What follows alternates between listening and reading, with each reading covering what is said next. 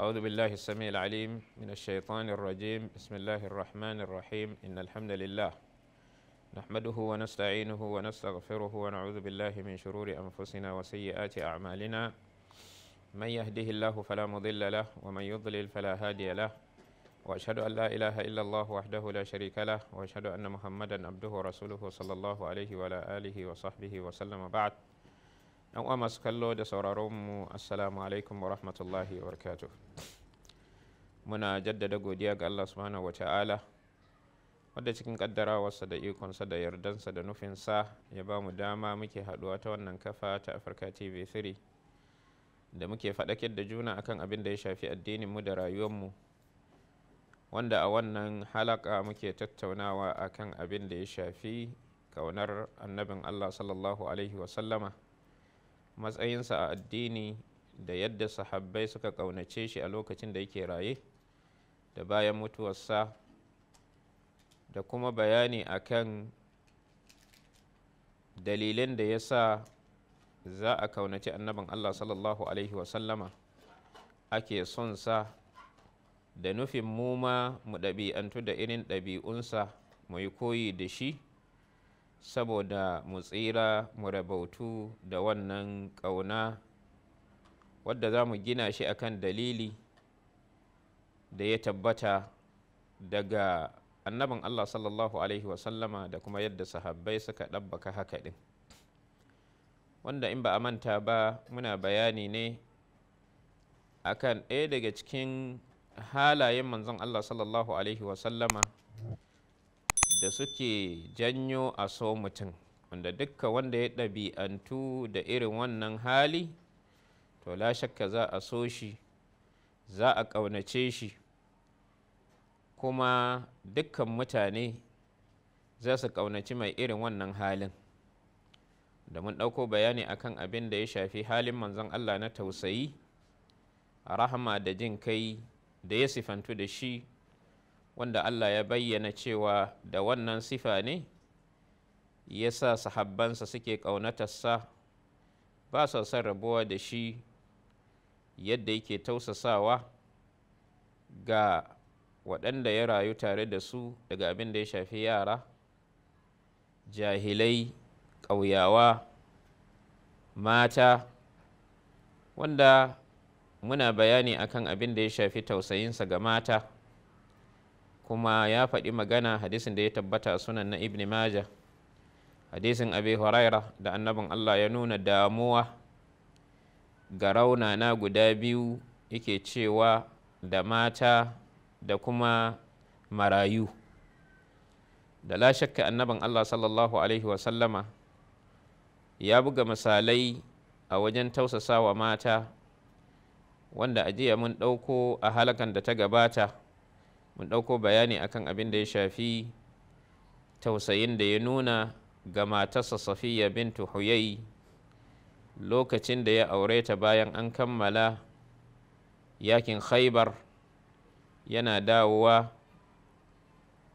a kan abin hawansa yana goye da ita a baya, suka faɗi. To a lokacin da wannan abin hawa wato raƙumin manzon Allah sallallahu alaihi wasallam ya yadda su, sahabbai sun yi kansa saboda dama ya sanya hijabi tsakaninta da mutane ba a ganinta. A lokacin da suka faɗi akan wannan raƙumar, mutane sun taho, daga ciki akwai Abu Talha, ya dun faro manzon Allah sallallahu alaihi wasallam don duba halin da yake ciki, abinda annabin Allah ya buɗi baki ya ce su lura da matan nan, ya halin da take ciki, wani hali Safiya take ciki, su yi gaggawa su lura da wato halin da ta tsinci kanta a ciki, ko daji ciwo ko menene, shi ba ta tashi yake ba. Saboda haka ya yi maza maza ya ba da mayafi aka lullube ta, aka dubi halin da take ciki kafin a saurari shi wani hali yake ciki, wanda ya tabbata wannan hadisin har ma idan za ta hau raƙumar, annabin Allah yakan sanya gwiwarsa a jikin raƙumar ta taka cinye manzon Allah ta hau kan raƙumar. Wannan duk ke gwada irin tausayi da annabin Allah sallallahu alaihi wasallam yake da shi ga matansa, wanda ya tabbata a musnad na abi ya'ala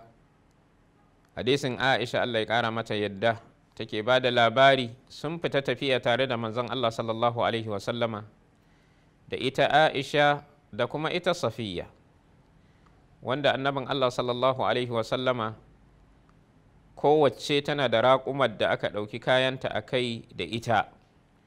wanda kayan Safiya yana da yawa, wanda ya sanya raƙumar da take a kai baya sauri a lokacin da ake tafiya, yakan ja musu tafiyar. Raƙumar Aisha kuma ba ta da wani kaya mai nauyi, kuma ta fi karfi da kuzari sama da raƙumar Safiya, sai annabin Allah ya yi canje ya ɗora kayan Safiya akan raƙumar Aisha radiyallahu anha, wanda mata a ɗabi'ansu suna da kishi. Lura da wannan Aisha da daga an yi haka sai ta dinga faɗan maganganu a kan Safiya cewa ta ci galaban annabin Allah a kanta. To wannan maganganu suka ja har Abubakar radiyallahu anhu ya faɗa wa Aisha da faɗa, wanda tare da cewa ita ce da laifi, annabin Allah ya zo ya shiga tsakanin Abubakar da Aisha, ya so ya mata duka, annabin Allah ya hana shi, wanda ya zo a cikin sahih ibn Hibban na lokacin da ya soya Abubakar ya daki Aisha, wanda asali annabin Allah shi ya koka ga Abubakar ga irin abin da Aisha ta yi. To amma lokacin da Abubakar ya zo ya ɗauki mataki, annabin Allah ya shiga tsakani ya hana shi, ya ce da yake yana son ya dake ta, ya ce da na san za ka yi mata duka ne ba zan koka maka wani abu na halinta ba. Kuma yake cewa a kan wannan abin da Aisha ta yi, ke cewa ka sani ita mace mai kishi takan kalli wato tudu ne a juye, wato tana kallon abubuwa ne a juye, take kallon su a lokacin da take cikin kishinta. Za ta iya faɗan maganganu wadda ba su dace ba saboda tsananin kishin da ke damunta. Saboda haka annabin Allah sallallahu alaihi wasallam mutum ne mai tausasa wa mata, wanda ya tabbata a Bukhari da Muslim hadisin Anas bin Malik Allah ya ƙara masa yadda, yake cewa annabin Allah sallallahu alaihi wasallam ya kasance yana yawan shiga gidan Ummu Sulaim mahaifiyar Anas bin Malik sama da yadda yake shigan duk wani gida a Madina. Har ake cewa to me yasa? Shine annabin Allah sallallahu alaihi wasallam tare da cewa akwai dangantaka ta shayarwa a tsakaninsu, sai dai annabin Allah ya ƙara da cewa dalilin da yasa yake yawan shiga gurinta tausasa mata yake yi, saboda an kashe ɗan uwanta tare da shi annabin Allah sallallahu alaihi wasallama a wajen jihadi. Saboda duk wannan ya sanya wato sahabban manzon Allah suke son annabin Allah saboda wannan tausasawa da jin kai da yake musu da bibiyansu a duk lokacin da wato ya rasa su, yakan tambayi halin da suke ciki, wanda ya tabbata a Bukhari da Muslim. Annabin Allah sallallahu alaihi wasallam wata rana a majalisinsa ya bai ga Thabit bin Qais bin Shammas ba a majalisin, sai yake tambaya ina Thabit ya tafi. Da wannan har yanzu yana cikin ɗabi'un manzon Allah sallallahu alaihi wasallama na bibiyan sahabbansa, bibiyan halinsu. Duk lokacin da ya rasa wani a cikinsu yakan tambaya ina yake. Da wannan ke gwada cewa ɗabi'a ce ta jagoranci, wanda la shakka duk shugaba da yake bibiyan halin waɗanda yake shugabancinsu yake tambayansu lokacin da ya rasa su, la shakka wannan ke gwada damuwarsa da halin da suke ciki. ya tambaya bai ga Thabit bin Qais bin Shammas ba a majalisi, ya tambayi makwabcinsa Sa'ad yake cewa to dai ban san yana da wata damuwa ko yana fama da wata rashin lafiya ba, amma bari in je in binciko wani hali yake ciki. Sa'ad ya tafi ya je gidan Thabit bin Qais bin Shammas, ya yi sallama, ya tarar da shi a cikin gida, ya haɗa kansa da gwiwowinsa, ya shiga wani hali. Sai ke tambayansa cewa annabin Allah sallallahu alaihi wasallama ya neme ka a majalisi bai same ka ba, ko me ke faruwa? Sai ke cewa ai shi ɗin nan ayyukansa sun rushe, shi ɗin nan ya zama ɗan wuta, saboda sun sani yana ɗaya daga cikin mutanen da suke ɗaga sautinsu sama da sautin manzon Allah sallallahu alaihi wasallam, saboda Thabit mutum ne da Allah ya masa wato sauti buɗaɗɗe mai karfi wadda yake ana jin shi sosai. To Allah ya sauke da aya, ya ayyuhal ladhina amanu la tarfa'u aswatakum fawqa sautin nabiyyi wa la tajharu lahu bil qawli ka jahri ba'dikum li ba'din an tahbata a'malukum wa antum la tash'urun. Lokacin da wannan aya ta sauka, sai Thabit bin Qais ya yanke wa kansa cewa wannan aya la shakka ya shiga cikin abin da ayat take nufi,